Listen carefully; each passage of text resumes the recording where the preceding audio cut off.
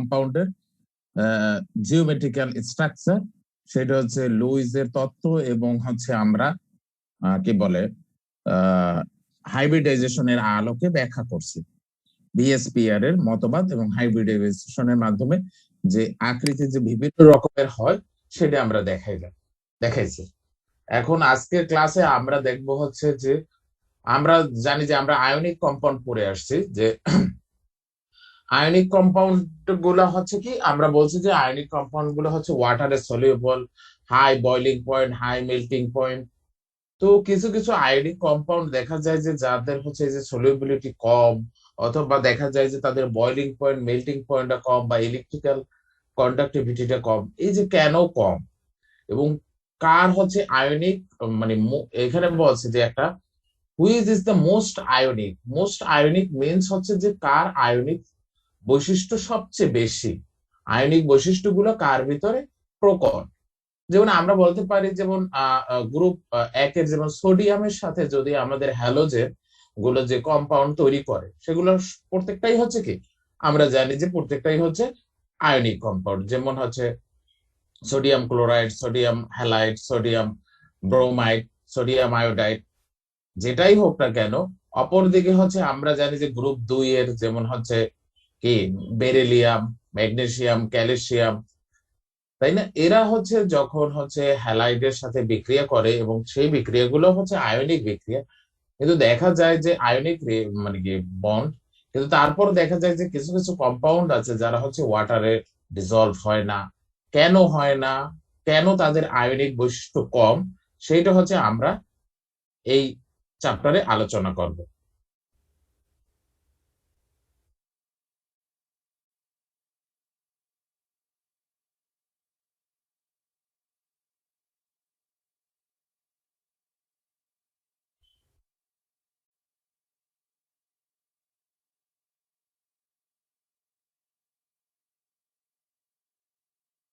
সেই যে আয়নিক বৈশিষ্ট্যগুলো দেখার জন্য আমাদের যে যে জিনিসটা আমরা দেখি, সেই জিনিসটা হচ্ছে ফাজানের রুলস। বিজ্ঞানী ফাজান, তিনি একটা মানে কি রুলস তৈরি করছেন, সেই রুলসটার নাম হচ্ছে ফাজানের রুলস। তো ফাজানের রুলসটা আমাদের জানার আগে আমাদের জানতে হবে দুইটা জিনিস, একটা হচ্ছে পোলারাইজিং পাওয়ার, আর একটা হচ্ছে পোলারাইজিবিলিটি। দেখো, পোলারাইজিং পাওয়ার বলছে কি, ইট is the extent to which a cation can polarise an anion, it is proportional to charge density. মানে পোলারাইজিং পাওয়ার হচ্ছে যে পোলার, আমরা জানি যে যেমন হাইড্রোক্লোরিক অ্যাসিড, আমরা জানি যে সমযোজী যৌগ হওয়ার ফলেও তাদের যে ইলেকট্রোনেগেটিভিটি ডিফারেন্সের কারণে তারা কি হয়, পোলার কম্পাউন্ড হয়, তাই না? সেই পোলারাইজিং পাওয়ার, অর্থাৎ আয়নিক যৌগেরও কিছু কিছু কম্পাউন্ড আছে যারা এরকম পোল তৈরি করে, অর্থাৎ আংশিক পজিটিভ বা আংশিক negative, fully positive fully negative হয় না। এই যে আংশিক পজিটিভ আংশিক নেগেটিভ জিনিসটা যে হওয়াটা, এটাই হচ্ছে পোলারাইজিং পাওয়ার। তো বলছে যে এটা হচ্ছে কি চার্জ ডেনসিটির সমানুপাতিক, অর্থাৎ চার্জ ডেনসিটি যত বেশি হবে আমার ততই সে কি পোলারাইজিং পাওয়ার ততই বেশি হবে। পোলারাইজিং পাওয়ার যত বেশি হবে তার আয়নিক বৈশিষ্ট্য তত কম হবে। কারণ কি, আয়নিক যৌগ তো মানে কি পার্শিয়ালি পজিটিভ পার্শিয়ালি নেগেটিভ হবে না, সে হবে ফুললি পজিটিভ ফুললি নেগেটিভ হইতে হবে। আর পোলারাইজিবিলিটি বলছে যে polarisability it is the extent to which an ion can be polarise, যে একটা আয়ন যে পোলারাইজড হইতে পারে, এটা হচ্ছে পোলারাইজিবিলিটি, যে তার পোলারাইজ হওয়ার ক্ষমতা আয়নটার। আর পোলারাইজিং পাওয়ার হচ্ছে পোলারাইজেশন করার যে দক্ষতা।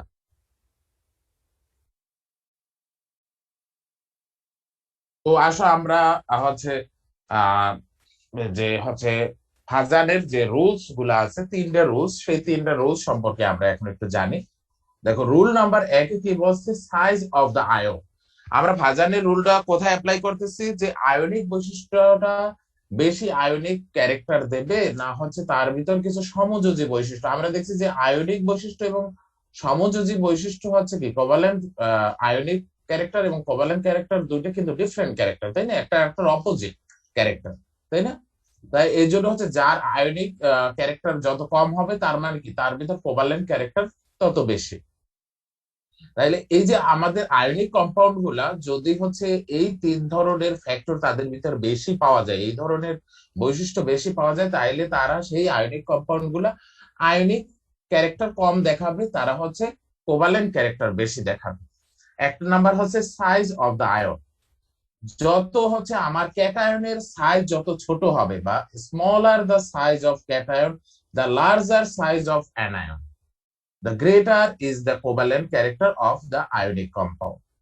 যে আমার যত ক্যাটায়নের সাইজ যত ছোট হবে, অ্যানায়নের সাইজ যত বড় হবে, ততই তাদের কোভালেন্ট ক্যারেক্টার বৃদ্ধি পাবে। এই আয়নিক কম্পাউন্ডের কোভালেন্ট ক্যারেক্টার কি বৃদ্ধি পাবে। The charge of the cation. Greater the charge of the cation, greater is covalent character of the ionic bond. যে আমার ক্যাটায়নের চার্জ যত বেশি হবে, যেমন কি আমার sodium plus on charge, calcium কি +2, অ্যালুমিনিয়াম কি +3, এই যে চার্জ যত বাড়বে ততই তার হচ্ছে কি কোভালেন্ট ক্যারেক্টার বাড়বে।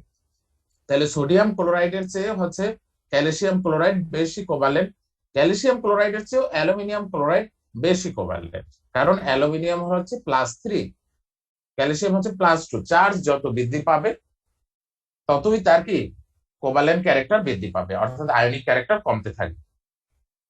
Electronic configuration for cation with same charge and size, the one with n-1 dn ns0 which is found in transition element have greater covalent character than the cation with ns2 np6 electronic configuration which is commonly found in alkali or alkaline earth metals. তো আমরা এই জিনিসটা একটু ব্যাখ্যা করি যে D অরবিটালে যখন আমাদের ইলেকট্রন থাকবে, বলছে যে আয়নে যখন আমাদের ডি অরবিটালে ইলেকট্রন থাকবে তখন আমাদের সেটার কি কোভালেন্ট ক্যারেক্টার বেশি হবে। যেমন আমরা উদাহরণস্বরূপ, বোর্ড কি দেখা যাচ্ছে?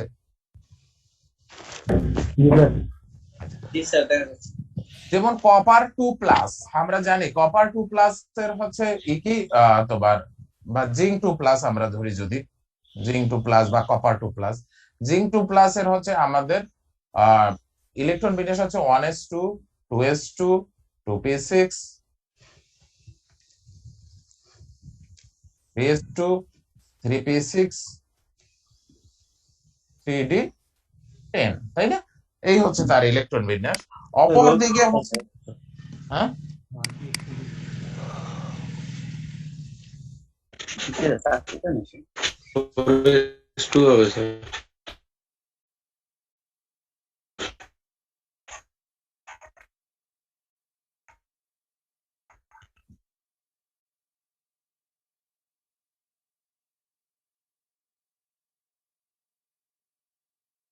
জিঙ্ক দেখো। আর হচ্ছে আমাদের ক্যালসিয়াম, ক্যালসিয়াম 2+ এর ইলেকট্রন বিন্যাস কত হবে?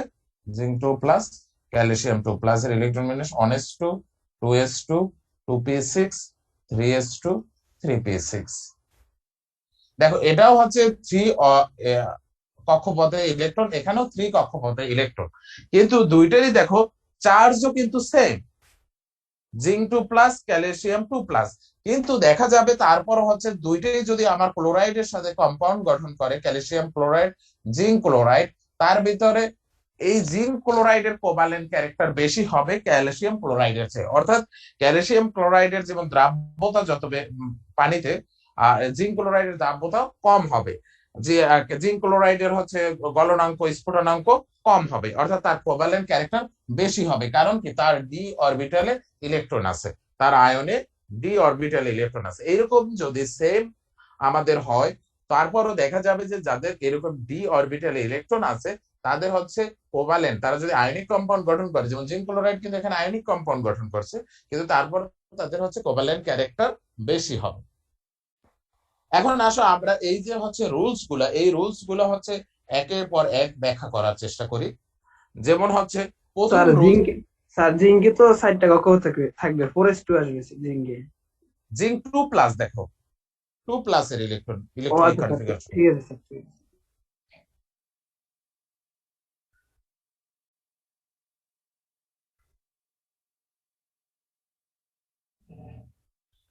এখন আসো আমাদের বলছে যে ক্যাটায়নের রুলস যেটা 1, সেটা কি বলছে? ক্যাটায়নের সাইজ যত ছোট হবে, অ্যানায়নের আকার যত বেশি হবে, ততই তার ভিতরে হচ্ছে কোভালেন্ট ক্যারেক্টার বেশি হবে।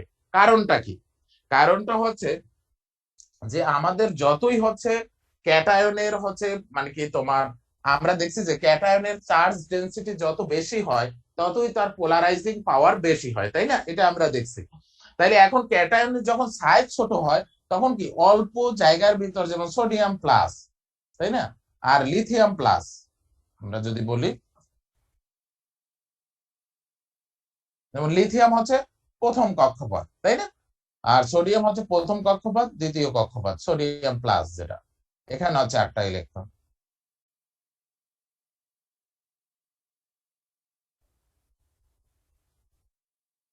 দেখো এখানে অল্প জায়গার ভিতর হচ্ছে বেশি ইলেকট্রন লিথিয়াম প্লাসে, আর হচ্ছে সোডিয়ামে অনেক দূরে, কিন্তু আউটার মোস্ট ইলেকট্রনটাও অনেক দূরে, তাদের হচ্ছে ভলিউম অনেক বেশি। যেহেতু ভলিউম অনেক বেশি তাইলে তার কি চার্জ ডেনসিটি কম হবে, লিথিয়ামের চার্জ ডেনসিটি বেশি হবে। চার্জ ডেনসিটি যখন বেশি তখন তার পোলারাইজিং পাওয়ারও কি বেশি হবে। তার মানে ক্যাটায়নের চার্জ যত, মানে আকার যত ছোট হবে ততই তার চার্জ ডেনসিটি বেড়ে যাবে। চার্জ ডেনসিটি যখন বেড়ে যাবে তখন কি তার পোলারাইজিং পাওয়ারও বেড়ে যাবে। এরপর আসো অ্যানায়নের। অ্যানায়নের আকার যত বড় হবে, তাহলে অ্যানায়নের আকার যত বড় হবে, যেমন আমরা যদি বলি যে ক্লোরিনের বেলায়, ক্লোরিনের হচ্ছে শেষ কক্ষপথে হচ্ছে 7টা ইলেকট্রন থাকে, তাই না, আর হচ্ছে আমাদের ফ্লোরিনের হচ্ছে দ্বিতীয় কক্ষপথে ইলেকট্রন থাকে 7টা, তাই না।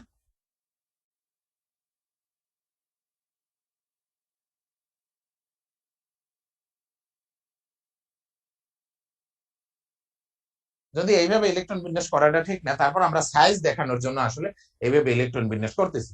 এখন যদি বাইরে থেকে যখন সে মাইনাস হবে, তার মানে কি সে বাইরে থেকে একটা ইলেকট্রন গ্রহণ করবে, এখানেও সেম, বাইরে থেকে একটা ইলেকট্রন গ্রহণ করবে, তাই না। এখন দেখো এই ইলেকট্রনটা এখান থেকে আমার নিউক্লিয়াস থেকে এই ইলেকট্রনটার দূরত্ব কিন্তু অনেক বেশি, আর এখানে কিন্তু খুব কাছে দূরত্ব, তাই না। যত কাছে হবে ততই কি এই ইলেকট্রনটার সে তার ইলেকট্রন অ্যাফিনিটি, যেটা আমরা বলি যে ইলেকট্রন অ্যাফিনিটি তার বেশি হবে।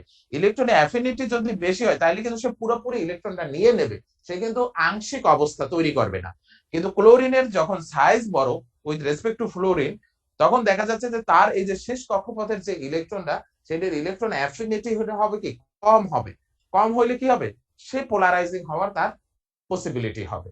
তাহলে এই জন্য আমরা বলতে পারি, যেহেতু সাইজ বাড়লে অ্যানায়নের ইলেকট্রন অ্যাফিনিটি কমে, ইলেকট্রন অ্যাফিনিটি কমলেই তার হচ্ছে পোলারাইজিং পাওয়ারটা বেশি হয়, অর্থাৎ সেই ইলেকট্রনটা ওখানে থাকতে না চাইয়া ইলেকট্রন একটা ক্লাউডের মতো তৈরি করে, অর্থাৎ অ্যাসিমেট্রিক তার গঠন হয়। সিমেট্রিক গঠন আর অ্যাসিমেট্রিক গঠন হচ্ছে যেমন আমাদের সোডিয়াম ক্লোরাইড, সোডিয়াম আয়ন আর ক্লোরাইড আয়ন, এইভাবে একেবারে এইটা হবে, এটা হচ্ছে সিমেট্রিক, অর্থাৎ তাদের ইলেকট্রন ক্লাউড যার যারটা তার কাছে।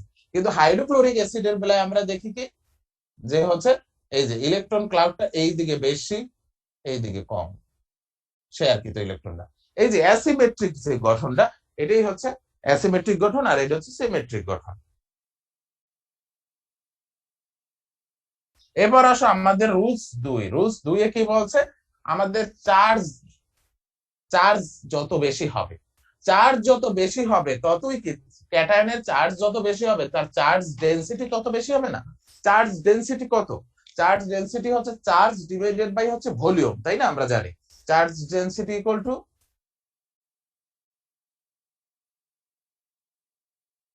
নাম্বার অফ চার্জ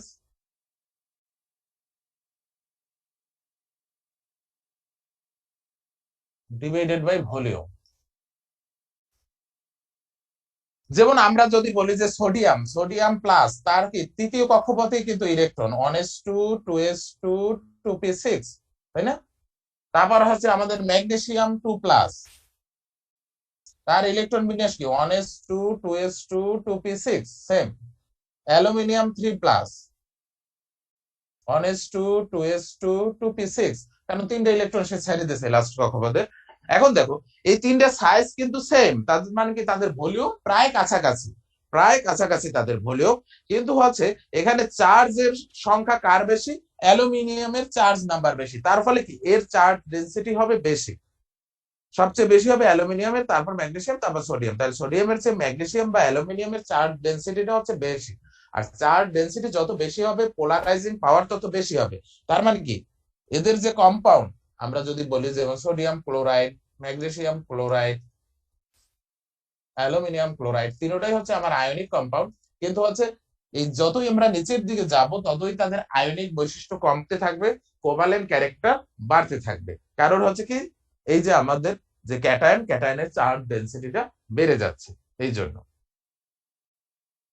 তাইলে নাম্বার অফ চার্জ কি করে, চার্জ ডেনসিটিটা বাড়াইতে সাহায্য করে, যে কারণে হচ্ছে কি তার পোলারাইজিং পাওয়ার বেড়ে যায়, তার ফলে তার কি কোভালেন্ট ক্যারেক্টারও বৃদ্ধি পায়। স্যার হুম। স্যার পোলারাইজেশন পাওয়ার বলতে মূলত কি বোঝায় স্যার, মানে ইলেকট্রন ছাড়ার দ্রুত ছাড়ার যে ক্ষমতা এটা স্যার?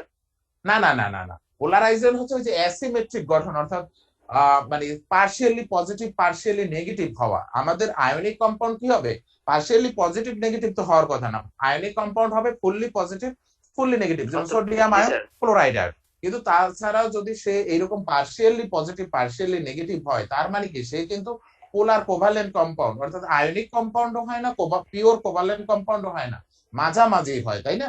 তাদেরকে আমরা বলি পোলার কোভালেন্ট বা পোলার আয়নিক কম্পাউন্ড। সেই যে আমাদের এটা হচ্ছে সেইটার বলা হয়েছে পোলারাইজেশন, পোলারাইজেবিলিটি বা পোলারাইজেশন পাওয়ার। সেই মানে কি পুরা হচ্ছে আয়নিক না থাকা, আয়নিকের হচ্ছে পোলার মানে কি কম্পাউন্ডে পরিণত হওয়া। পোলার মানে হচ্ছে পার্শিয়ালি পজিটিভ পার্শিয়ালি নেগেটিভ হওয়া।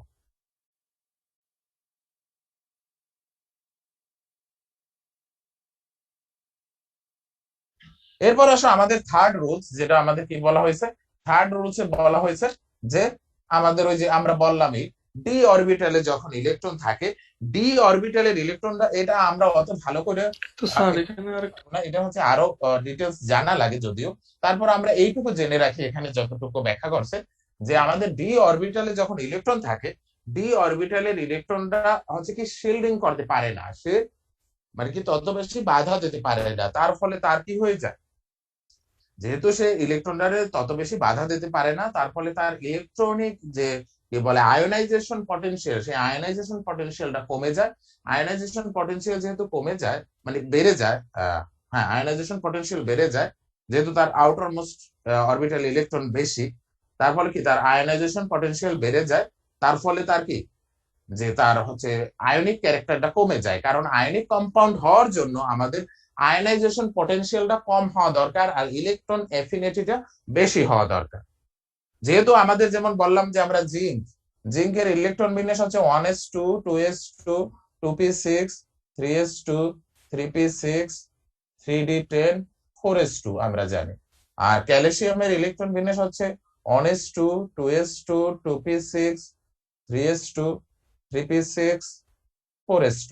তাহলে দেখো এখানে আমাদের শেষ কক্ষপথের আগে কয়টা ইলেকট্রন আছে, কক্ষপথ কিন্তু চতুর্থ কক্ষপথ, কিন্তু আমাদের ইলেকট্রন আছে হচ্ছে এখানে টোটাল 30টা, তার মানে এখানে প্রোটনও আছে 30টা, তাই না?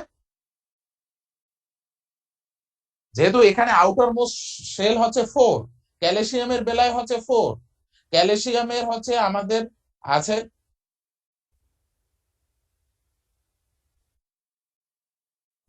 ক্যালসিয়ামের আছে হচ্ছে 20টা প্রোটন, আর আমাদের জিঙ্কের আছে 30টা প্রোটন। তাই লাস্টের যে দুইটা ইলেকট্রন, সেই ইলেকট্রনের সাথে এই যে আমার নিউক্লিয়াসের এইখানে আকর্ষণটা কি বেশি হবে, এখানে আকর্ষণটা কম হবে।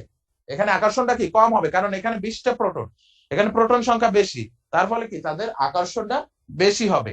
আকর্ষণ বেশি হলে এই দুটো ইলেকট্রন সরাই নেওয়া আমার জন্য ইজি হবে না, অর্থাৎ আমার বেশি পরিমাণ এনার্জি এখানে খরচ হবে, অর্থাৎ তার আয়োনাইজেশন পটেনশিয়ালটা বেশি হবে।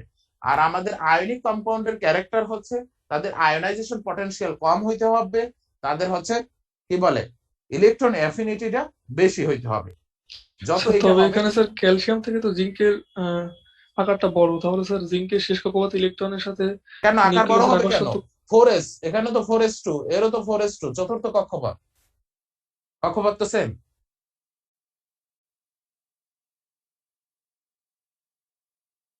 জিঙ্কের আকার বড় হবে কেন? জিঙ্কের আকার আরো একটু ছোট হয়ে যাবে ক্যালসিয়ামের চেয়ে, কারণ এখানে তৃতীয় কক্ষপথে ইলেকট্রন, চতুর্থ কক্ষপথে ইলেকট্রন, আউটার মোস্ট শেল হচ্ছে আমাদের 4th অরবিট। তো এই কারণে হচ্ছে যেহেতু তার এইভাবে ব্যাখ্যা করা যায়, এখানে একটা শিল্ডিং ইফেক্ট দিয়ে ব্যাখ্যা করছে, আমরা কিন্তু এইভাবেও ব্যাখ্যা করতে পারি। কারণ হচ্ছে কি আয়োনাইজেশন পটেনশিয়াল যত বেশি হবে তার আয়নিক ক্যারেক্টার তত কম হবে। তাহলে স্যার আমরা প্রায়োরিটি করবো স্যার, প্রায়োরিটি দিবি সবচেয়ে স্যার যেটা স্যার যদি 10 ডি থাকবে অরবিটালে যার ইলেকট্রন নেই সেই হচ্ছে মোর আয়নিক হবে, আর ডি অরবিটালে আয়নে যার ডি অরবিটালে ইলেকট্রন থাকবে সে হচ্ছে মোর কোভালেন্ট হবে, যদিও সে আয়নিক বন্ড গঠন করে কিন্তু তার ভিতর কোভালেন্ট ক্যারেক্টার দেখা যাবে।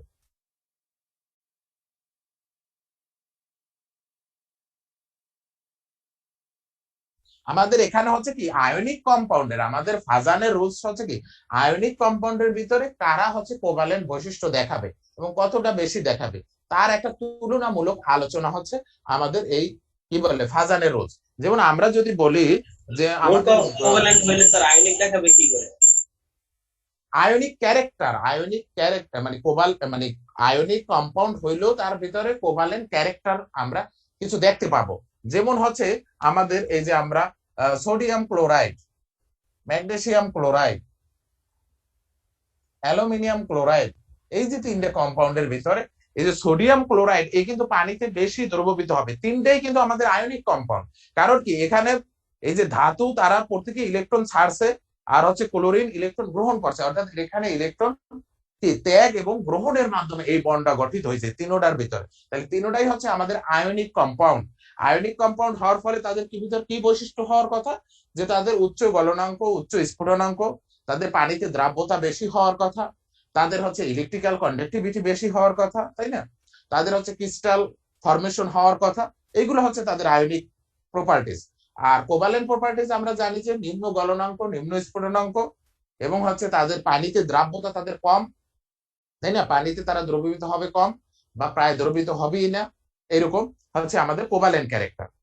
তাইলে এই যে কম্পাউন্ড গুলা, এই কম্পাউন্ড গুলার ভিতরে দেখা যায় যে সোডিয়াম ক্লোরাইড পানিতে অনেক বেশি দ্রবীভূত হয়, কিন্তু অ্যালুমিনিয়াম ক্লোরাইড অত বেশি দ্রবীভূত হয় না, তার সলিউবিলিটি অনেক কম হয়ে যায়। তার মানে কি তার আয়নিক ক্যারেক্টার খুব কম, তার মানে কি তার ভিতরে কিছু কোভালেন্ট ক্যারেক্টার বৃদ্ধি পাচ্ছে, অর্থাৎ পানিতে সে দ্রবীভূত হতে চাচ্ছে না, আবার তার গলনাঙ্ক স্ফুটনাঙ্ক কমে যাচ্ছে। এইটাই হচ্ছে আমাদের ফাজানের রুলস ব্যাখ্যা করছে যে কেন কমে যাচ্ছে, কি কারণে কমে যাচ্ছে। তাহলে কি স্যার আইনিক কম্পাউন্ড তো তাহলে স্যার 100% আইনিক হবে না কোন থাকতে? না না, কোনো এই পৃথিবীতে কোনো কিছু কি 100% হয়? আমরা বলি যে পিউরিটিটা কি আমরা 100% পিউরিটি পাই? আবার আমরা ক্রিস্টাল যে সাইজ আমরা যখন বর্ণনা করি, কোন ক্রিস্টাল তুমি একেবারে ক্রিস্টাল তৈরি করলা, তোমার ক্রিস্টালটা 100% একেবারে অ্যারেঞ্জমেন্ট হইলো, এটা হওয়া কখনোই সম্ভব না। ক্রিস্টালের ভিতরে ডিফেক্ট হবেই, সেটা 0.00001% হোক আর যাই হোক, এরকম হবে। আমরা বলি না যে 100% কোনো কিছুই সম্ভব না, সবকিছুই আপেক্ষিক। সুখ দুঃখ জীবনের ক্ষেত্রেও আমরা বলি যে সুখ দুঃখ এটাও কিন্তু আপেক্ষিক বিষয়। একটা মানুষ কি আজীবনই সুখী থাকবে বা আজীবনই দুঃখে থাকে না, কখনো সুখ কখনো দুঃখ। তা এইটার ভিতরে কোনটা বেশি থাকে, তাই না, একটা বেশি সময় ধরে থাকে, একটা কম সময় ধরে থাকে। তো এখানেও হচ্ছে আমাদের আয়নিক ক্যারেক্টারটা হচ্ছে কি 100% আয়নিক, তো সব কম্পাউন্ড হবে না। 100% মানে আয়নিক বৈশিষ্ট্য সবচেয়ে বেশি যারা শো করবে তারা হচ্ছে মোর আয়নিক, যারা কম শো করবে, খুবই কম শো করবে, তারা হচ্ছে মোর কোভালেন্ট ক্যারেক্টার শো করবে। অর্থাৎ তারা আয়নিক বৈশিষ্ট্য তারা শো করতেছে না, তার মানে কি তারা কিছু কোভালেন্ট বৈশিষ্ট্য শো করতেছে। পিওর কোভালেন্ট কম্পাউন্ডের মতো তো আর শো হবে না, কারণ হচ্ছে কি তারা হচ্ছে কি আয়নিক কম্পাউন্ড, তারা তো একেবারে পিওর কোভালেন্ট কম্পাউন্ড যেরকম পানিতে দ্রবীভূতই না, সেই রকম কিন্তু তাদের বৈশিষ্ট্য হবে না, অর্থাৎ পানির দ্রবণীয়তা তাদের কমে যাবে, তাই না, তাদের গলনাঙ্ক স্ফুটনাঙ্ক কমে যাবে। এমন না যে তারা কক্ষ তাপমাত্রায় গ্যাস বা একেবারে তরল হয়ে যাবে, এমন না যে আয়নিক কম্পাউন্ড, কিন্তু তাদের আয়নিক বৈশিষ্ট্যটা কমে যাবে। কেন কমে গেল, এইটাই হচ্ছে আমাদের ফাজান সাহেব সেটা ব্যাখ্যা করছে। তো এই রকমের যদি আমরা কম্পাউন্ড দেখি, আমরা কম্পাউন্ড গুলো যেমন আমাদের ল্যাবরেটরিতে সলিউবিলিটি টেস্টটা আমাদের করতে হয়, তখন কিন্তু আমাদের এই জিনিসটা আমরা খেয়াল রাখতে পারবো যে যার হচ্ছে আয়নিক বৈশিষ্ট্য বেশি সে হচ্ছে পানিতে বেশি দ্রবীভূত হবে, যার কোভালেন্ট বৈশিষ্ট্য বেশি আয়নিক কম্পাউন্ড হওয়ার ফলে কিছু কোভালেন্ট বৈশিষ্ট্য আছে তার ভিতরে, অর্থাৎ পোলারাইজিং পাওয়ার আছে, তাহলে সে পানিতে কম দ্রবণীয় হবে। একটা কোশ্চেন ছিল স্যার। বলো স্যার অ্যালুমিনিয়াম ক্লোরাইড কি স্যার মোর কোভালেন্ট, যে সেটা কি সোডিয়াম ক্লোরাইডের সাপেক্ষে মোর কোভালেন্ট না অ্যালুমিনিয়াম ক্লোরাইডের আয়নিকের সাপেক্ষে মোর কোভালেন্ট? অ্যালুমিনিয়াম ক্লোরাইডটা হচ্ছে সোডিয়াম ক্লোরাইড, অর্থাৎ আয়নিক ক্যারেক্টার থেকে তার ক্যারেক্টারটা কিছু কমে যাচ্ছে, অর্থাৎ সোডিয়াম ক্লোরাইডটা যেমন কি বেশি আয়নিক বৈশিষ্ট্য শো করতেছে, কিন্তু অত বেশি আয়নিক বৈশিষ্ট্যটা শো করতেছে না। এটা সবসময় এই যে কোভ্যালেন্ট ক্যারেক্টার বা আয়নিক ক্যারেক্টার, এটা সবসময় তুলনা সাপেক্ষে করতে হবে, তুলনা করতে হবে। জি স্যার, আমি বলছি এটা কার সাপেক্ষে, সোডিয়াম ক্লোরাইডের সাপেক্ষে বা অন্য আদার্স কোনটার সাপেক্ষে? না, এরকম স্ট্যান্ডার্ড কোনো একটা যে মানে কি তৈরি করা নাই যে এইটার সাপেক্ষে ওইটা। যখনই আমরা তুলনা করব তখন হচ্ছে দুইটার ভিতর বা তিনটার ভিতর তুলনা করতে হবে, নিজে নিজে সে তুলনা হবে না, সে কারো না কারোর সাথে তুলনা করতে হবে। কিন্তু এরকম কোন স্ট্যান্ডার্ড নেই যে যে এই স্ট্যান্ডার্ড কম্পাউন্ডটা হচ্ছে মোর আয়নিক, এর সাথে তুলনা করে ওইগুলো হচ্ছে কতটা হবে না হবে, এরকম কোনো মানে কি এখন পর্যন্ত রুলস তৈরি হয় নাই, আমার জানা নেই। না স্যার, আমি বুঝতে ভুল বুঝছিলাম, আমি ভাবছিলাম হয়তো অ্যালুমিনিয়াম ক্লোরাইডের আয়নিকের সাথে মোর কোভ্যালেন্ট আর কি, ওইটার সাথে ওইটার তুলনা। যে কোনো কম্পাউন্ডের সাথে আমরা তুলনা করতে পারি, যেমন ম্যাগনেসিয়াম ক্লোরাইডের সাথে অ্যালুমিনিয়াম ক্লোরাইড, আবার অ্যালুমিনিয়াম ক্লোরাইডের সাথে আমি সিলিকন ক্লোরাইড, টেট্রাক্লোরাইড, এরকম হচ্ছে মানে যদিও সিলিকন টেট্রাক্লোরাইড একেবারে কোভালেন্ট হয়ে যায়, এটা আমরা না বললে যেমন আমরা লেড ক্লোরাইড বলতে পারি। লেড ক্লোরাইড, লেড ক্লোরাইড হচ্ছে আমাদের কোভালেন্ট কম্পাউন্ড। যেমন এই দুইটার ভিতর কিন্তু এ মোর আয়নিক, এ হচ্ছে মোর কোভালেন্ট। তাইলে এটা হচ্ছে তুলনা করা, এইটা হচ্ছে তুলনা করা যে আমি কার সাথে কার তুলনা করব এবং কে বেশি আয়নিক কে বেশি কোভ্যালেন্ট হবে, তার ফলে আমরা কিন্তু তাদের একটা বৈশিষ্ট্যের একটা পরিচয় পাবো, যেখানে আমাদের যে কম্পাউন্ড গুলো দরকার আছে সেই কম্পাউন্ড গুলোর ভিতর আমরা কিন্তু কম্পারিজন যখন স্টাডি আমাদের করতে হয় তখন আমরা এটা করতে পারবো।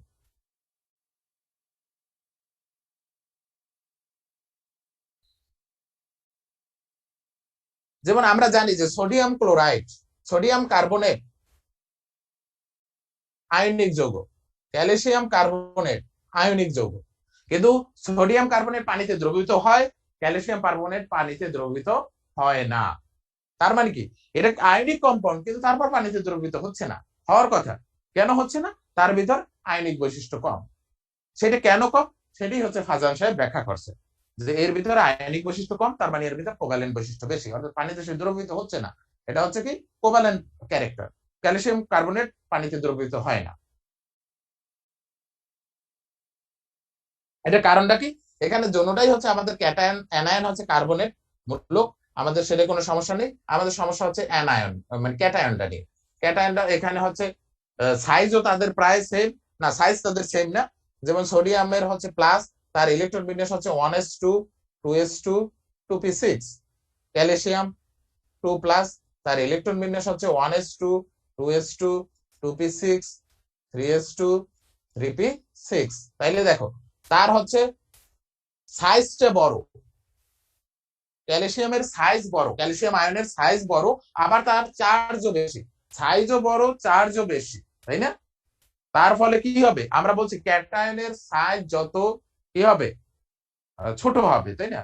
তারপর হচ্ছে এখানে চার্জ যেহেতু বেশি, চার্জ বেশি হওয়ার ফলে এখানে মেইন ফ্যাক্টরটা হচ্ছে চার্জ বেশি, এর কিন্তু চার্জ দ্বিগুণ। চার্জ যেহেতু দ্বিগুণ, তার ফলে কি তার পোলারাইজিং পাওয়ার বেশি হয়ে যাবে। পোলারাইজিং পাওয়ার যখন তার বেশি হয়ে যাবে তখন তার আয়নিক বৈশিষ্ট্য কমে যাবে।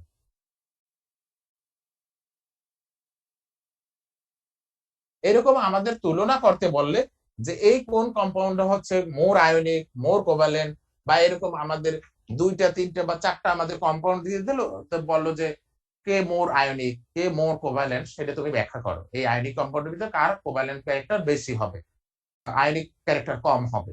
আয়নিক ক্যারেক্টার কম হওয়া মানেই হচ্ছে কোভ্যালেন্ট ক্যারেক্টার বেড়ে যাওয়া।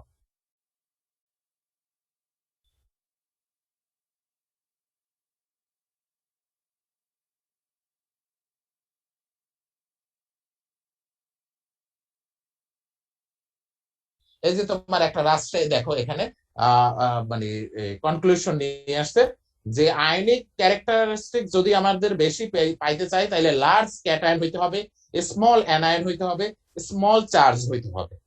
আর কোভ্যালেন্ট ক্যারেক্টারিস্টিক বাড়বে, আয়নিক কম্পাউন্ডের কোভ্যালেন্ট ক্যারেক্টারিস্টিক বাড়বে যখন তার স্মল ক্যাটায়ন হবে, লার্জ অ্যানায়ন হবে এবং লার্জ চার্জ হবে। এইগুলা যখন তাদের বৃদ্ধি পাবে তখনই তাদের ভিতর আয়নিক ক্যারেক্টারটা কমে যাবে, আয়নিক ক্যারেক্টারটা কমে যাবে।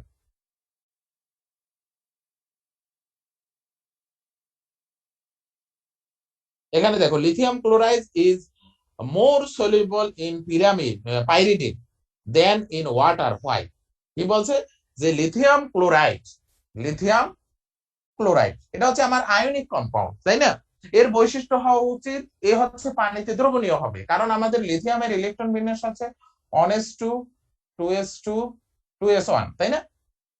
তার শেষ কক্ষপথে একটা ইলেকট্রন আছে, সেই একটা ইলেকট্রন ছেড়ে দিয়ে লিথিয়াম প্লাসে পরিণত হয়।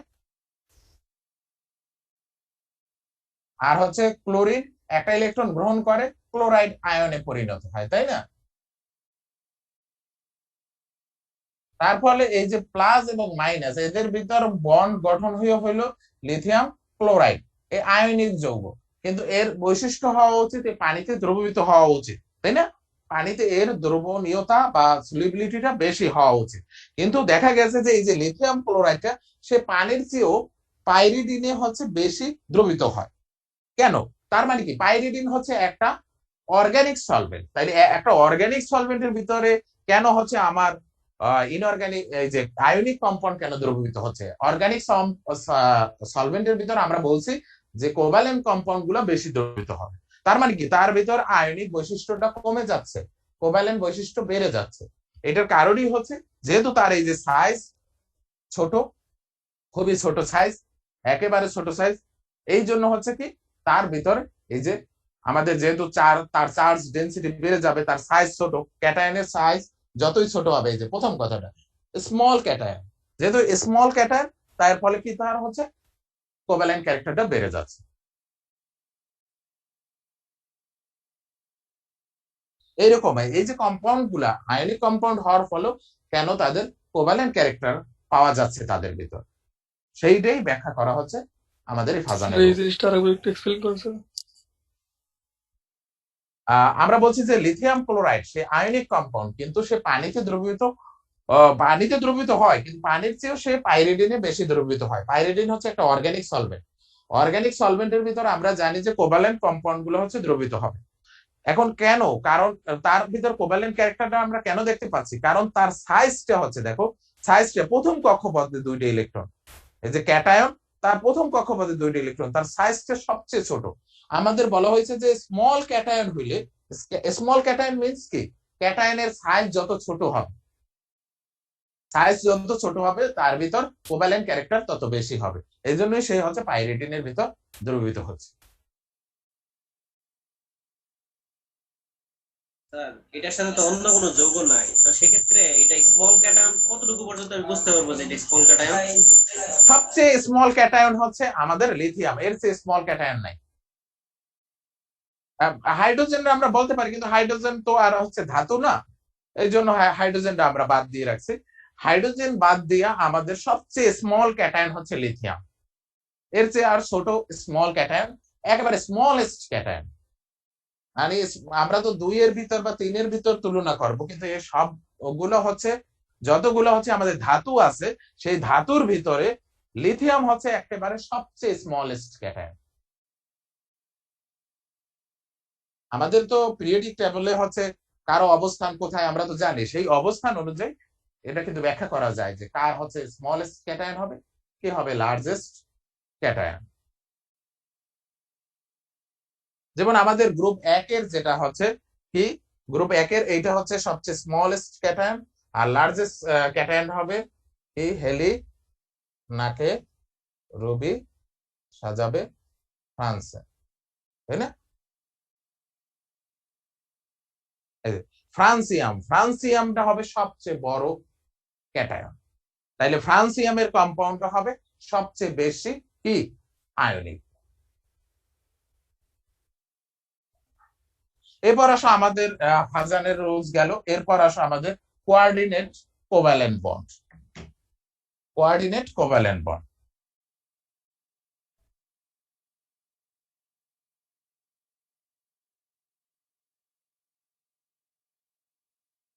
এটা বলাই হচ্ছে কোভ্যালেন্ট বন্ড। কোভ্যালেন্ট বন্ড মানেই হচ্ছে কি, আমরা বলছি যে ইলেকট্রন শেয়ার করবে, তাই না? ইলেকট্রন শেয়ার করবে। আমরা জানি যে যারা কোভ্যালেন্ট বন্ড গঠন করে সেখানে দুইটা পরমাণু, উভয় পরমাণু একটা একটা করে ইলেকট্রন শেয়ার করে, এবং ওই একজোড়া ইলেকট্রন উভয় পরমাণু পরবর্তীতে শেয়ার করে, তাই না? যেমন আমরা বলছি যে হাইড্রোজেন একটা ইলেকট্রন, ক্লোরিন একটা ইলেকট্রন, তাদের আরো 7টা ইলেকট্রন আছে, 6টা ইলেকট্রন, আর এখানে একটা ইলেকট্রন। এই ইলেকট্রনটা, এই যে এক জোড়া ইলেকট্রন, এই এক জোড়া ইলেকট্রন ক্লোরিনও শেয়ার করলো, এই এক জোড়া ইলেকট্রন হাইড্রোজেনও শেয়ার করলো, তাই না? তাহলে হাইড্রোজেন দিলে একটা ইলেকট্রন, ক্লোরিন দিলে একটা ইলেকট্রন। তাহলে এটা হচ্ছে আমাদের কোভ্যালেন্ট বন্ড। তাহলে কোভ্যালেন্ট বন্ডের ভিতর শেয়ারকৃত ইলেকট্রন কয়টা? এক জোড়া, তাই না? কোঅর্ডিনেট কোভ্যালেন্ট বন্ডের বেলায় হয় কি, যে এই যে কারো একজনের হচ্ছে কি এক জোড়া ইলেকট্রন থাকে, আর একজনের হচ্ছে এই ইলেকট্রন ডিফিসিয়েন্সি থাকে, এক জোড়া ইলেকট্রনের ডিফিসিয়েন্সি থাকে। তখন কি করে, ওই কোন যার হচ্ছে এক জোড়া ইলেকট্রন আছে সে ওই এক জোড়া ইলেকট্রন উভয় শেয়ার করে। যেমন আমরা এটা উদাহরণ দিতে পারি, যেমন তোমাদের লাঞ্চ টাইমে যদি দুই বন্ধু, তোমরা হচ্ছে কি লাঞ্চ টাইমে খাবার খেতে হবে, ধরো হচ্ছে একটা খাবারের দাম হচ্ছে, পার্টিকুলার খাবারের দাম হচ্ছে ধরো আমাদের 50 টাকা। এখন দুই বন্ধুর কাছে, একজনের কাছে আছে 25 টাকা আর একজনের কাছে আছে 25 টাকা। তাইলে উভয় ওই খাবারটা কিনলো, খাবারটা কিনে দেন হচ্ছে উভয় শেয়ার করে খাইলো। এটা হচ্ছে কোভ্যালেন্ট বন্ড। আর আরেকটা হচ্ছে কি, দেখা গেল যে এক বন্ধুর কাছে আমার 50 টাকা আছে, আর এক বন্ধুর কাছে আছে 0 টাকা। তাইলেও কি 50 টাকা দিয়ে ওই খাবারটা কিনলো, তারপর অর্ধেক ভাগ করে দুইজন খাইলো। তাহলে কি এখানে একজন হচ্ছে পুরোটা শেয়ার করছে, কিন্তু মানে কি পুরো টাকা দিয়েছে, কিন্তু হচ্ছে খাবারটা কেনার পর কিন্তু শেয়ার করেই খাইছে। এখানেও 25 টাকা 25 টাকা করে দিয়েছে, কিন্তু খাবারটা কেনার পর শেয়ার করে খাইছে। তাহলে কোঅর্ডিনেশন কোভ্যালেন্ট বন্ড হচ্ছে এই রকমের, যে এখানে একটা এলিমেন্ট হচ্ছে এক জোড়া ইলেকট্রন দেবে, কিন্তু উভয় পরমাণু সেই ইলেকট্রনটারে শেয়ার করবে। যেমন আমাদের এখানে এই ধরনের বন্ড গুলার বলি আমরা কোঅর্ডিনেট কোভ্যালেন্ট বন্ড, আর এই ধরনের কম্পাউন্ডে বলা হয় কোঅর্ডিনেট কম্পাউন্ড বা কোঅর্ডিনেট কোভ্যালেন্ট কম্পাউন্ড বা কোঅর্ডিনেট কম্পাউন্ডও বলে। তো আমরা একটা উদাহরণ দেই যে এইরকমের কম্পাউন্ডের, এখানে অনেকগুলো উদাহরণ দেওয়া আছে আমাদের। যেমন আমরা বলতে পারি যে ধরো এর হচ্ছে ইলেকট্রন ডিফিসিয়েন্সি আছে, আর বি এর কাছে ইলেকট্রন আছে, ধরো এর ইলেকট্রন আছে 6টা আর এর ইলেকট্রন আছে 8টা সাপোজ ধর। তাহলে কি হবে, এই ইলেকট্রনটা এই উভয় পরমাণুর মাঝখানে আসবে এবং উভয় পরমাণু এক জোড়া ইলেকট্রনের শেয়ার করবে। এই শেয়ার করার ফলে যে বন্ডটা হলো সেটা হচ্ছে কোঅর্ডিনেট কোভ্যালেন্ট বন্ড। এখন কিছু আমরা উদাহরণ দেখি। এই কোঅর্ডিনেট কোভ্যালেন্ট বন্ড আমরা বিভিন্ন ধরনের আয়নে পাই, এছাড়া কম্পাউন্ডের ভিতরেও পাই। যেমন হচ্ছে আমাদের অ্যামোনিয়াম, যেটা আমরা প্রথম উদাহরণ যেটা আমরা দিয়েছি সেটা হচ্ছে অ্যামোনিয়াম আয়নে। আমরা জানি নাইট্রোজেনের হচ্ছে ইলেকট্রন বিন্যাস হচ্ছে 1s2 2s2 2p3। তাইলে এই যে তিনটা ইলেকট্রন তিনটা হাইড্রোজেনের সাথে শেয়ার হয়, আর এই এক জোড়া তার মুক্ত জোড় ইলেকট্রন থাকে, যেটা আমরা বলি লোন পেয়ার ইলেকট্রন। আর হাইড্রোজেন আয়ন যেটা হচ্ছে কি অ্যাসিড থেকে আসলো, তার শেষ কক্ষপথে কোনো ইলেকট্রন নাই, তার এক জোড়া ইলেকট্রন দরকার। তখন কি করবে, এই নাইট্রোজেন এই এক জোড়া ইলেকট্রন হাইড্রোজেনের মাঝামাঝি নিয়ে এসে উভয় শেয়ার করবে। তার ফলে এই যে বন্ডটা গঠন হইলো, এই বন্ডটা হচ্ছে কোঅর্ডিনেশন কোভ্যালেন্ট বন্ড। এখন দেখো এখানে এই যে যেখান থেকে ইলেকট্রনটা অন্যদিকে শেয়ার হবে, সেখান থেকে আমরা এইরকম অ্যারো চিহ্ন দিয়ে আমরা দেখাই। এছাড়া আমাদের সেকেন্ড উদাহরণ আছে আমাদের হাইড্রোনিয়াম আয়ন। সেম হাইড্রোনিয়াম আয়নও সেম ভাবে হচ্ছে কোঅর্ডিনেশন কোভ্যালেন্ট বন্ড গঠন করছে। আমরা জানি পানির গঠনটা কি রকমের, উল্টা ভি আকৃতি, তাই না? আমরা জানি যে হাইড্রোজেনের 2 জোড়া হচ্ছে লোন পেয়ার ইলেকট্রন আছে। এই যে লোন পেয়ার ইলেকট্রন, সে কি করতে পারবে, একটা হাইড্রোজেন আয়ন যদি আসে তার সাথে কি অর্থ করতে পারে, কোঅর্ডিনেট কোভ্যালেন্ট বন্ড গঠন করতে পারে, অর্থাৎ উভয় শেয়ার করবে। এইভাবে গঠিত হয় আমার হাইড্রোনিয়াম আয়ন।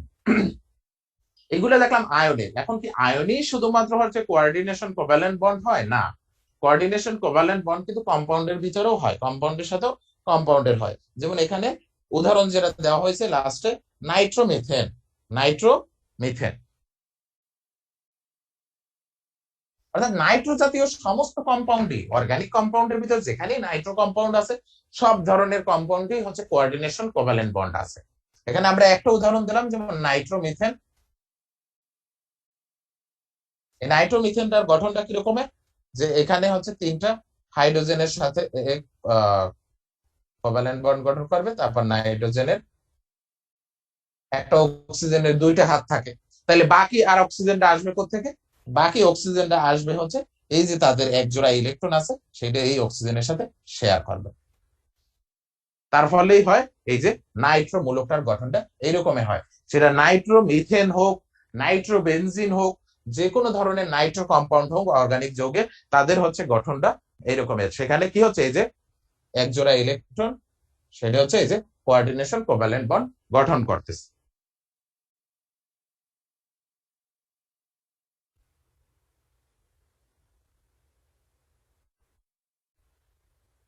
এখানে তোমাদের মনে একটা প্রশ্ন আসতে পারে যে অক্সিজেনের তো এক জোড়া ইলেকট্রন, মানে কি তার ইলেকট্রন হচ্ছে কি কয়টা, আমরা জানি তার হচ্ছে 6টা ইলেকট্রন লাস্ট কক্ষপথে, তাই না?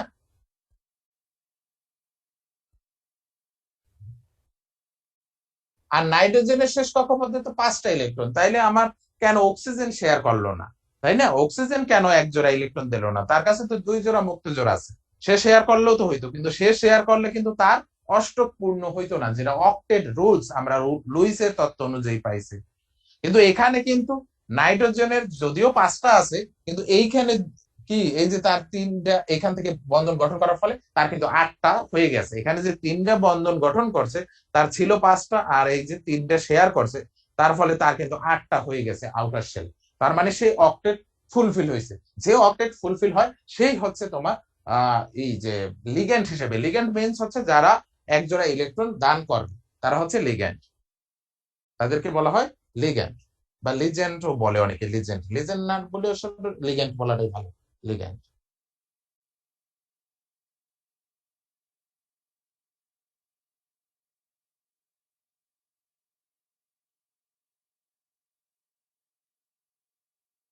তাহলে এই রকমের কোঅর্ডিনেট কোভ্যালেন্ট বন্ডও অনেকগুলো আমরা দেখতে পাই। এরপরে আসো আমাদের হাইড্রোজেন বন্ডিং। তো মানে এই পর্যন্ত আমরা পড়ানোর পর আমরা আরেকটা জিনিস ব্যাখ্যা করি যে অনেক সময় দেখা যায় যে একটা কম্পাউন্ডের ভিতরে অন 2-3টে টাইপের হচ্ছে বন্ড পাওয়া যায়। একটা কম্পাউন্ডের ভিতরে 2-3টে টাইপের বন্ড পাওয়া যায়, এরকম কিন্তু কোশ্চেন পরীক্ষার ভিতরে আসতে পারে। যেমন ধরো অ্যামোনিয়াম ক্লোরাইড, এটা আমার স্লাইডে নাই, এগুলো হচ্ছে তোমাদের প্র্যাকটিস করার বিষয়, এগুলো প্র্যাকটিস করবা। যেমন অ্যামোনিয়াম ক্লোরাইড, যদি আমি বলি অ্যামোনিয়াম ক্লোরাইডের কত ধরনের বন্ধন আছে ব্যাখ্যা কর। এখানে কিন্তু 3 ধরনের বন্ধন আছে অ্যামোনিয়াম ক্লোরাইড। আমরা যে 3 ধরনের বন্ধন এখন পর্যন্ত পড়লাম, এই 3 ধরনের বন্ধনই হচ্ছে আমরা পড়ছি আয়নিক বন্ড, কোভ্যালেন্ট বন্ড আর যে কোঅর্ডিনেশন কোভ্যালেন্ট বন্ড, এই 3টা বন্ড পড়ছি এখন পর্যন্ত। সেই 3টা বন্ডই হচ্ছে আমার এই অ্যামোনিয়াম ক্লোরাইড যৌগটার ভিতরে আছে। কিভাবে দেখো, প্রথমে আমাদের এই নাইট্রোজেন, সে হাইড্রোজেনের সাথে ইলেকট্রন শেয়ার করে 3টা কোভ্যালেন্ট বন্ড গঠন করছে, তাহলে এগুলো হচ্ছে আমাদের কোভ্যালেন্ট বন্ড, তাই না?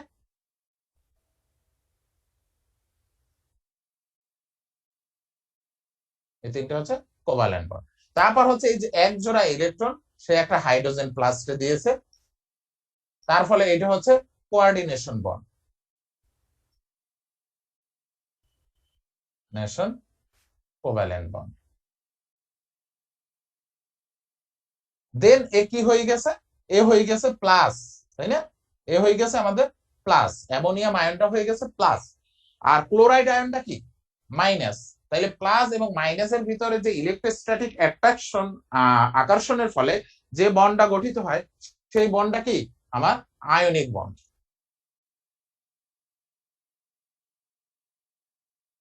তাহলে এইরকম কিছু যৌগ দেখা যায় যে যৌগের ভিতর 2-3টা টাইপের বন্ড আমরা পাই, ঠিক আছে? এরকম যৌগ আছে। তো এইরকম যৌগ হচ্ছে অনেক সময় পরীক্ষায় দিয়ে দিতে পারে যে এই যৌগটার ভিতর কত ধরনের বন্ড আছে, এটা একটু ব্যাখ্যা করো, স্ট্রাকচার সহ ব্যাখ্যা করো। তখন কিন্তু আমার নাইট্রোজেনের প্রথমে ইলেকট্রন বিন্যাস লিখতে হবে, তারপর সে যে এই যে বন্ড গঠন করলো এই বন্ড গুলা লিখতে হবে, এইগুলো আমাদের ডিটেলস লিখতে হবে যে নাইট্রোজেন 3টা হাইড্রোজেনের সাথে ইলেকট্রন শেয়ারের মাধ্যমে 3টা হচ্ছে কোভ্যালেন্ট বন্ড গঠন করছে। নাইট্রোজেনের কি বলে 1 পেয়ার, 1 হচ্ছে লোন পেয়ার ইলেকট্রন হাইড্রোজেন আয়নের সাথে কোঅর্ডিনেশন কোভ্যালেন্ট বন্ড গঠন করছে, যেটা ফিগারে দেখানো হইলো, তোমরা বলবা। দেন হচ্ছে এই যে অ্যামোনিয়াম আয়ন, সে হচ্ছে ক্যাটায়ন, আর ক্লোরাইড আয়ন হচ্ছে অ্যানায়ন।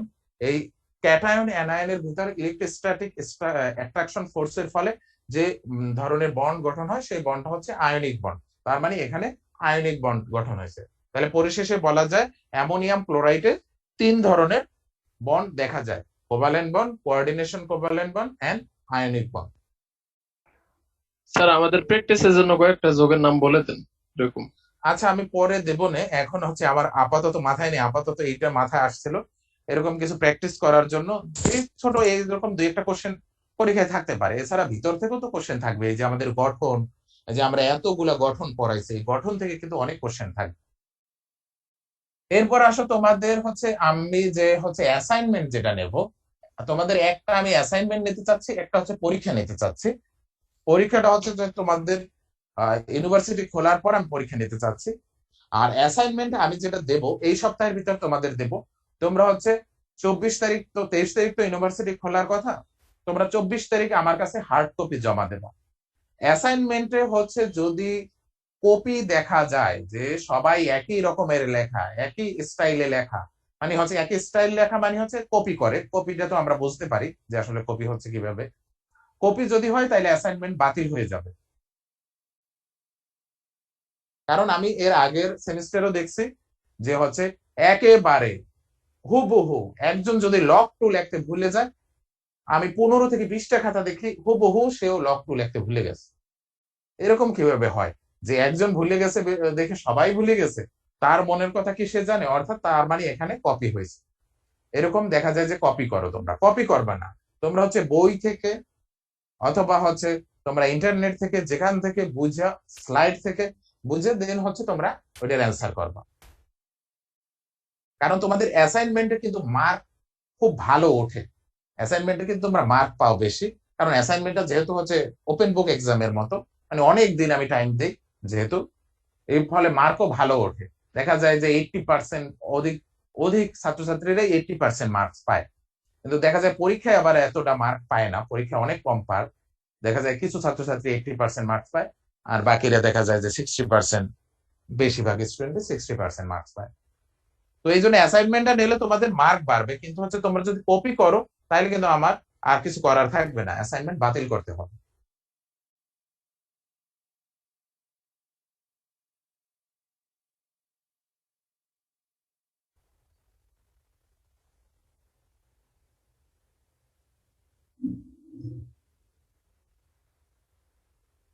এখন যদি তোমাদের কিছু জানার থাকে। স্যার আমাদের অ্যাসাইনমেন্ট কি হার্ড কপি নেবেন? হ্যাঁ, হার্ড কপি নেব। আর স্যার যদি যে স্যার দেখা যায় ইউনিভার্সিটি না খোলে সেক্ষেত্রে স্যার? ইউনিভার্সিটি না করলে তাহলে হচ্ছে যাদের পক্ষে সম্ভব হার্ড কপি দেওয়ার তারা দেবে, আর যাদের পক্ষে সম্ভব হবে না তারা হচ্ছে অনলাইনে তখন সাবমিট করতে হবে, তখন তার আসলে করার কিছু থাকবে না। ঠিক আছে স্যার। আর হচ্ছে তোমাদের ল্যাব তার মানে আপাতত সফট কপি দিতে হচ্ছে না। আপাতত সফট কপি দিতে হচ্ছে না, তোমরা করে রাখো। মানে ই করে, মানে অ্যাসাইনমেন্ট করে তোমরা তো ছবি তুলে রাখতে পারো তোমাদের মোবাইলে, যে হচ্ছে যদি আমাদের পরিস্থিতি খুব খারাপ হয় তাইলে হয়তো হচ্ছে আমাদের অনেকেরই হচ্ছে সফট কপি দিতে হবে, যারা মানে কি গাজীপুরের বাইরে থাকো। আর যারা গাজীপুরের ভিতর থাকে তারা তো হচ্ছে আমি একদিন অফিস রুমে গেলে তোমাদের যে কোনো একজনের কাছে জমা দিলে সেখান থেকে হচ্ছে কালেক্ট করতে পারবো। স্যার এখন তো ম্যাক্সিমামই গাজীপুরের বাইরে স্যার, এখন হ্যাঁ, যদি হ্যাঁ, 23 তারিখে না খোলে স্যার সেক্ষেত্রে তো আসার কোনো সম্ভাবনা নাই স্যার আমার। না, আমাদের তো বাড়িতে থাকতে হবে। হ্যাঁ, তখন স্যার আমরা অনলাইনে দিলাম, আর যদি হ্যাঁ, ভার্সিটি খুলে দেয় সেক্ষেত্রে তো আমরা গাজীপুরে যাবো, তখন না হ্যাঁ, কপি দেবো। হ্যাঁ, হ্যাঁ। আমাদের প্রথম চ্যাপ্টার যেটা পড়াইছে সেইটার উপর আমাদের কিন্তু যত আমাদের সিলেবাস পুরো কিন্তু তোমাদের হার্ড কপি আমি মানে কি বলে সফট কপিতে পাঠাই দিছি না, তোমরা পাইছো না সবাই? আমি কিন্তু দুইটা চ্যাপ্টার, যেহেতু আমি দুইটা চ্যাপ্টারে ভাগ করছি, প্রথম চ্যাপ্টারটা ছোট বড় সমস্ত বন্ড এই চ্যাপ্টারের ভিতরে, একটা চ্যাপ্টারের ভিতরে নিয়ে আসছি। যদি এটা একটা চ্যাপ্টার না, এটা অনেকগুলো চ্যাপ্টারের সমষ্টি, কেমিক্যাল বডি। তো হচ্ছে আমি এটার একটা কি বলে পিডিএফ এর ভিতর নিয়ে আসছি। স্যার আমাদের সিলেবাস কি নিউজটা দিয়েছেন ওটাই স্যার। স্যার অ্যাসাইনমেন্টে স্যার টপিকস দিয়ে দেবেন না স্যার, যে এই হ্যাঁ, লিখতে হবে অ্যাসাইনমেন্টের বা- টপিকসটা হচ্ছে তোমাদের অ্যাটমিক স্ট্রাকচার। আমি প্রথম যে স্লাইডটা দিয়েছি অ্যাটমিক স্ট্রাকচারের উপর, সেই অ্যাটমিক স্ট্রাকচারের ফুল ডার উপর হচ্ছে তোমাদের অ্যাসাইনমেন্ট। স্যার আমি কোনো ইন্ডিভিজুয়াল কোনো কোশ্চেন নাই যে এগুলো লিখতে হবে? না, না, না, আমি কোশ্চেন তো তোমাদের দেবো আমি, মানে তোমরা আপাতত পড়ো। আমি হচ্ছে এই সেটাই সপ্তাহের বলছি ভিতরে ইন্ডিভিজুয়াল কোশ্চেন তো অবশ্যই দেবো। কোশ্চেন না দিলে তোমরা কিভাবে অ্যাসাইনমেন্ট করবা? স্যার সেটাই স্যার। হ্যাঁ, আমি কোশ্চেন অবশ্যই দেবো, সেই কোশ্চেনই তোমরা যখন অ্যান্সার করবা মানে তখন যেন কপি না হয়। আর তোমাদের একটা ল্যাব মনে হয় বাকি আছে রোমানা ম্যাডামের, সেই ল্যাবটা আমায় নিতে হবে। অনেকটা কাজ কাছাকাছি হয়ে যাবে। আর যদি এটা টপিকস থাকে, টপিকস এর উপরে আমরা একটা প্রেজেন্টেশনের মতো দিলাম, মানে হার্ড কপিতে। আমি তোমাদের কোশ্চেন এই সপ্তাহের ভিতর পাঠাই দেবো, অ্যাসাইনমেন্টের কোশ্চেন। আচ্ছা স্যার, ঠিক আমরা আছে তো স্যার। অনেকে স্যার অনলাইনে সার্চ করে হয়তো বা দিব, তো অনেকে তো একই হয়ে যেতে পারে।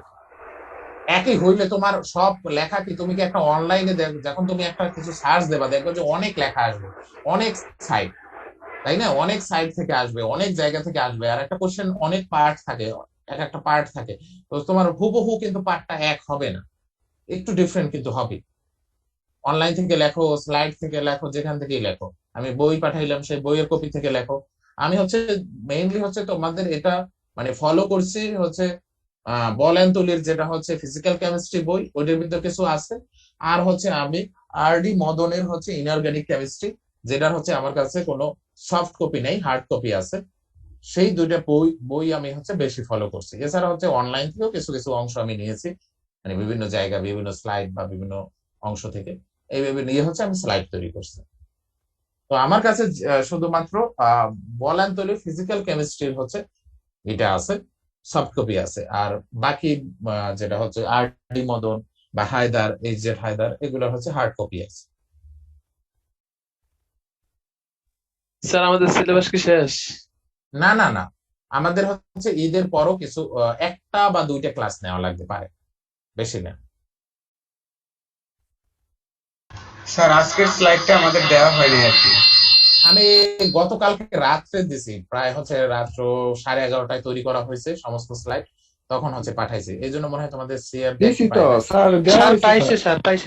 সবাই পাইছে তো স্যার। স্যার স্যার পাইছি, আমরা পাইছি স্যার, হয়তো ও আচ্ছা। দেখে না স্যার। হ্যাঁ, দেখে নাকি? এই যে আমাদের অল্প কয়েকটা স্লাইড বাকি আছে, এই যে আমাদের 50 থেকে একটা ক্লাসই হয়ে যাবে।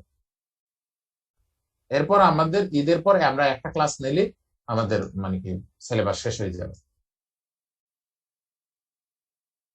স্যার আমাদের লুইস স্ট্রাকচার স্যার, হুম? আমাদের স্যার লুইস স্ট্রাকচার সিলেবাস আছে। হ্যাঁ, লুইসের কিন্তু আমরা গঠন পড়াইছি, লুইস তত্ত্ব পড়াইছি, স্যার লুইস যেটা বলছে যে ওখানে লুইসের হচ্ছে তত্ত্বের আলোকে স্ট্রাকচার, আমরা লুইস এবং হচ্ছে ভিএস পিয়ার এর তত্ত্ব, এই দুইটা তত্ত্বের মানে সংমিশ্রণে হচ্ছে আমরা জিওমেট্রিটা দেখাইছি এখানে। স্যার সেই জিওমেট্রিটা আমরা ব্যাখ্যা করছি, আসলে কম্পাউন্ডের জিওমেট্রি গুলা। স্ট্রাকচার একটু দেখাই দিলে ভালো হবে স্যার। লুইস স্ট্রাকচার গুলো তো আমরা দেখাইছি ক্লাসে। তোমার হচ্ছে লুইসের আয়নিক বন্ড কিভাবে হবে, কোভালেন্ট বন্ড কিভাবে হবে, সেটা তো আমরা দেখাইছি প্রথম দিকে। এবং ওই যে আমাদের স্লাইডে কিন্তু বলাই ছিল যে কিছু স্ট্রাকচার হচ্ছে আমরা এসে দেখাই দেব, দেখো।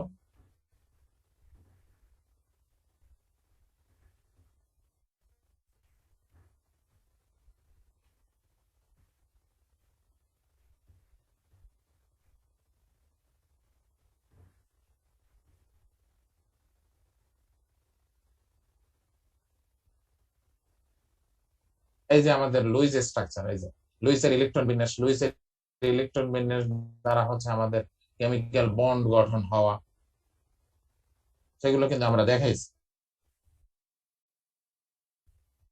এবং কিছুটা হচ্ছে ক্লাসে দেখাইছি, সবটা এখানে ড্র করতে পারিনি, কিছুটা হচ্ছে ক্লাসে দেখাইছি। এবং তোমরা বইয়েও পাবা লুইসের স্ট্রাকচার, আমি যেটা সফট কপি পাঠাবো সেটার ভিতরে পাবা প্র্যাকটিস করার জন্য। স্যার ঈদের পর যদি স্যার একটা ক্লাসে শেষ হয়ে যায় কোর্স, তাহলে সেই ক্লাসের পর আরেকটা ক্লাস যদি স্যার আমাদের সলভ ক্লাস রাখা হয় পুরো কোর্সের উপরে। হ্যাঁ হ্যাঁ, সমস্যা নেই, সলভ ক্লাস নেওয়া যাবে। আর হচ্ছে তোমাদের ল্যাব ক্লাসটা, যেটা রোমানা ম্যাডামের কাছে যেহেতু ভিডিও নাই, আমায় ওই ল্যাব ক্লাসটা নিতে হবে। আমি ল্যাব ক্লাসটা হচ্ছে আগামীকালকে তো আমি ইতে থাকবো, তোমরা বুধবার বা বৃহস্পতিবার যে কোনো দিন হচ্ছে চাইলে নিতে পারো ল্যাব ক্লাসটা। ঈদের পর নেন স্যার। এরপর ঈদের পর নিলে ভালো হবে স্যার। জি স্যার। একটা ল্যাবের জন্য মানে তোমরা ঈদের পর যাবা? ফিজিক্সের আমাদের ও তো একটা lab- বাকি আছে স্যার। স্যার আমাদের তো স্যার প্রতিদিন ক্লাস থাকে স্যার, ল্যাব ক্লাস এবং থিওরি ক্লাস থাকে স্যার, এই জন্য এক্সট্রা ক্লাস করা সমস্যা হয়ে যায়। আর স্যার ওই সবাই যাচ্ছে ক্লাস আর না করতে, এটা যাচ্ছে সবাই, এই জন্য আমরা স্যার একটা রিকোয়েস্ট করতেছি ডিপার্টমেন্টে। আচ্ছা আচ্ছা, হ্যাঁ, রোজার ভিতরে আসলে ক্লাস করাটা একটু কষ্টই হয়। জি স্যার, সবাই আচ্ছা জানাই। ঠিক আছে, তাইলে আমি ঈদের পরেই তোমাদের ল্যাব ক্লাসটা নিচ্ছি। জি স্যার, ঠিক আছে স্যার। আচ্ছা, ঠিক আছে, ওকে স্যার। আজকে এই পর্যন্তই। আমাদের এরপর হচ্ছে ঈদের পর দেখা হচ্ছে। আসসালামু আলাইকুম।